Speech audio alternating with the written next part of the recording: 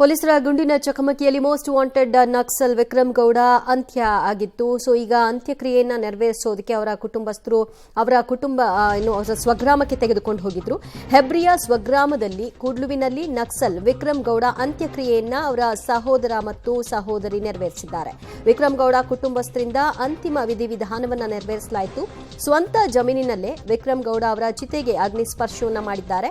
ಅಂತ್ಯಕ್ರಿಯೆಯನ್ನ ಅವರ ಸಹೋದರ ಸುರೇಶ್ ಮತ್ತು ತಂಗಿ ಸುಗುಣ ಅವರ ಸಮ್ಮುಖದಲ್ಲಿ ನೆರವೇರಿಸಲಾಗಿದೆ. ಹೆಬ್ರಿಯ ಸ್ವಗ್ರಾಮ ಕೂಡ್ಲುವಿನಲ್ಲಿ ನಕ್ಸಲ್ ವಿಕ್ರಮ್ ಗೌಡ ಅವರ ಅಂತ್ಯಕ್ರಿಯೆಯನ್ನ ನೆರವೇರಿಸಲಾಯಿತು. ಸೊ ಈ ಸಂದರ್ಭಕ್ಕೆ ಅವರ ಕುಟುಂಬಸ್ಥರು ಸಾಕ್ಷಿಯಾಗಿದ್ರು. ಅವರ ಸಹೋದರ ಸುರೇಶ್ ಮತ್ತು ಅವರ ಸಹೋದರಿ ಸುಗುಣ ಅವರ ಸಮ್ಮುಖದಲ್ಲಿ ಅಂತ್ಯಕ್ರಿಯೆಯನ್ನ ನೆರವೇರಿಸಿದ್ದಾರೆ. ಅವರ ಸ್ವಗ್ರಾಮ ಅವರ ಜಮೀನಿನಲ್ಲೇ ಚಿತೆಗೆ ಬೆಂಕಿಯನ್ನ ಇಡುವ ಮೂಲಕವಾಗಿ ಸೊ ಅಂತ್ಯಕ್ರಿಯೆ ಎಲ್ಲವೂ ಕೂಡ ಪೂರ್ಣವಾಗಿದೆ. ಮೋಸ್ಟ್ ವಾಂಟೆಡ್ ನಕ್ಸಲ್ ವಿಕ್ರಮ್ ಗೌಡ ಮೊನ್ನೆ ಬರ್ತಾರೆ ಅನ್ನುವಂತಹ ಮಾಹಿತಿ ಲಭ್ಯವಾದ ನಂತರದಲ್ಲಿ ಕೂಂಬಿಂಗ್ ಅನ್ನ ನಡೆಸಲಾಗಿತ್ತು. ಸತತ 10 ದಿನಗಳ ಕೂಂಬಿಂಗ್ನಲ್ಲಿ ವಿಕ್ರಮ್ ಗೌಡ ಬರುವಿಕೆಗಾಗಿ ಕಾಯ್ತಾ ಇದ್ದಂತಹ ಪೊಲೀಸರು ಆತನನ್ನ ಶರಣಾಗುವಂತೆ ಸೂಚನೆಯನ್ನ ಕೊಟ್ಟಿದ್ರಾದರೂ ಕೂಡ ಶರಣಾಗತಿಗೆ ನಿರಾಕರಿಸಿ ಅಲ್ಲಿಂದ ಎಸ್ಕೇಪ್ ಆಗಲಿಕ್ಕೆ ಪ್ರಯತ್ನಿಸಿದ್ರು. ಜೊತೆಗೆ ಅವರು ಕೂಡ ಫೈರಿಂಗ್ ಮಾಡೋದಕ್ಕೆ ಆರಂಭ ಮಾಡಿದ್ರು. ಈ ಹಿನ್ನೆಲೆಯಲ್ಲಿ ಪೊಲೀಸರು ಫೈರಿಂಗ್ ನಡೆಸಿದ್ದು ಸುಮಾರು 7 ಗುಂಡುಗಳು